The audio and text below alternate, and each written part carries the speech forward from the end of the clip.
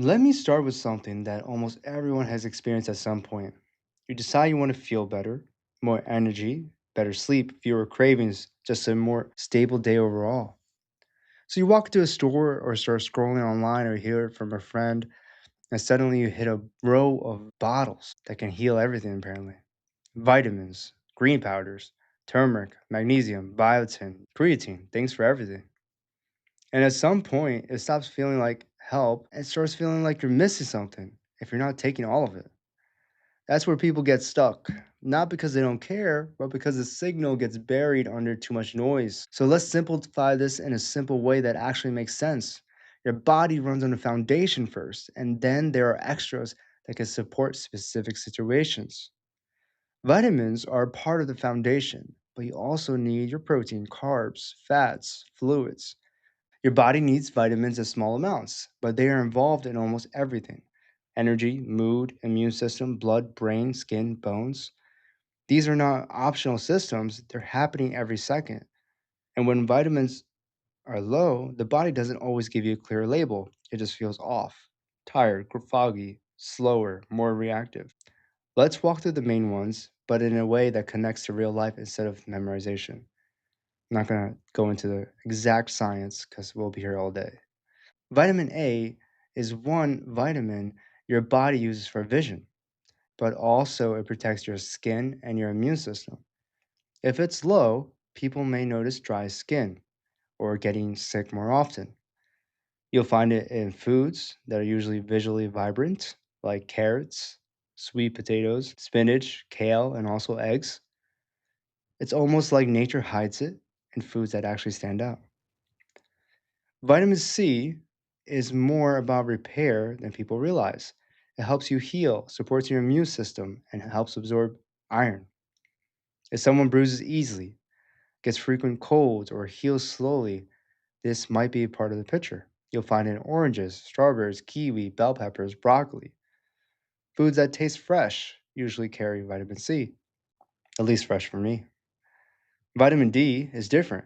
It affects mood, bones, and immunity. This is why people often feel more drained in winter when they don't get enough sunlight because their vitamin D is on the lower side. An interesting point about vitamin D is that when your fat tissue or your adipose tissue actually increases, that can actually shift vitamin D to a lower side. So I've also seen patients who lost weight and all of a sudden they had a huge increase in their vitamin D. Foods like salmon and egg yolks can also help and contain vitamin D, but many people still run low if they're indoors most of the time. Vitamin E works quietly, protecting your cells. You won't feel it directly, but over time, it supports your skin and your immune system. It shows up in nuts, seeds, and healthy oils like almonds and sunflower seeds. Vitamin K is what helps your body clot blood and heal wounds, but also help guide calcium into your bones. It's mostly found in leafy greens like spinach, kale, and broccoli. It's one of those nutrients that most people miss when they don't have vegetables in their dietary regimen. Now, the B vitamins, which are really about your body's energy and brain support system.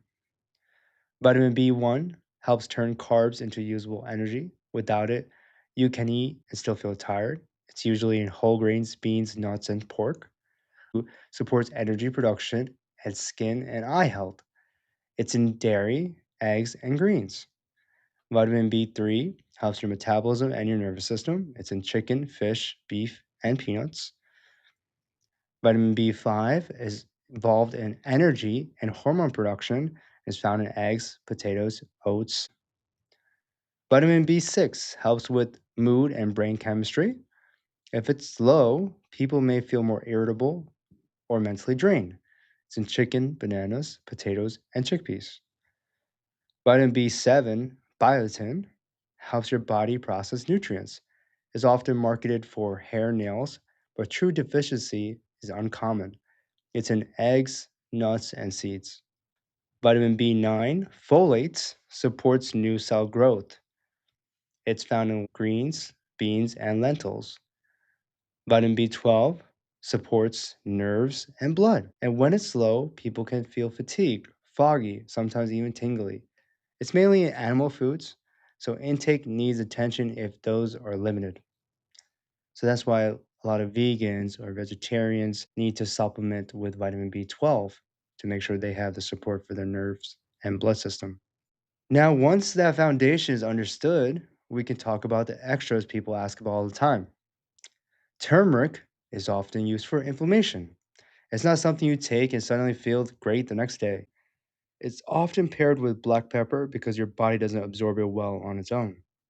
Joint supplements like glucosamine and chondroitin can help with supporting cartilage. Some people feel less stiff over time, especially in the knees or hips, but it's gradual. It works best when combined with movement and strength, not just alone, and combined with proper nutrition. Now let's slow down on creatine for a second, because this one I think is worth understanding a little deeper. Creatine helps your body produce quick energy, especially for muscles, but also for your brain. That's why it's not just for people lifting weights. It can support strength, recovery, and even mental performance. It's one of the most studied supplements we have. But here's the part people don't understand: creatine pulls water into your muscle cells. That's part of how it helps with performance and muscle function. So if someone is taking creatine but not drinking enough fluids, they may feel really off. Sometimes they may notice headaches or feel a little more fatigued or just not as good as they expected. It's not that the creatine is a problem, it's the environment around it that's not supportive. So when you take creatine, your body's essentially saying, we're going to hold more water inside the muscle cells. That means your overall hydration matters much more, not less. If your fluids are low, your body has to pull from somewhere else, and that's when things feel off. This is why people sometimes say creatine made me feel bloated or uncomfortable, when in reality, it was more about not adjusting their fluid intake. So, a simple way to think about this: if you're using creatine, you need to respect your hydration, not in an extreme way, but consistently. Drinking throughout the day, not just all at once, and making sure your electrolytes are balanced, like we talked about in the last episode. And when that's in place, most people will notice the opposite: better strength, better recovery, and a more stable energy output. Biotin is another one people often relate to hair and nails, but again, it really only makes a difference if someone is low to begin with.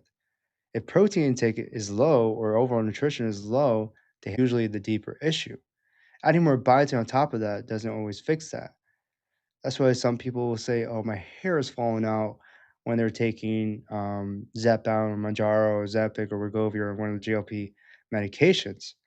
That's because a lot of them will not supplement with proper protein, fluids, carbohydrates, and fats, which are all things your hair follicles need. Or if they're in a significant calorie restriction, the hair follicles are not getting enough nutrients. So adding biotin on top of that without those foundational needs, I think it's not going to be as beneficial. And most people don't need more supplements. They need more consistency in these basics: regular meals, enough protein, hydration that actually works, some sunlight, sleep that allows recovery. Because when those are off, supplements are just trying to fill a gap that keeps reopening.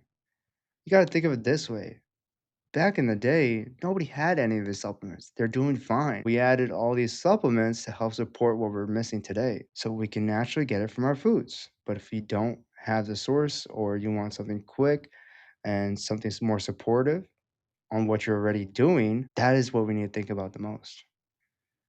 Is our foundation good? And then let's add on some supplements on top of that. If someone is skipping meals, living on caffeine, stressed, and inconsistent, no stack of supplements will fix that. So instead of asking, what should I take? It becomes more useful to ask, what is my body asking for? After you figured out your protein intake, your carb intake, your fat intake, and your fluid intake, start with the basics always.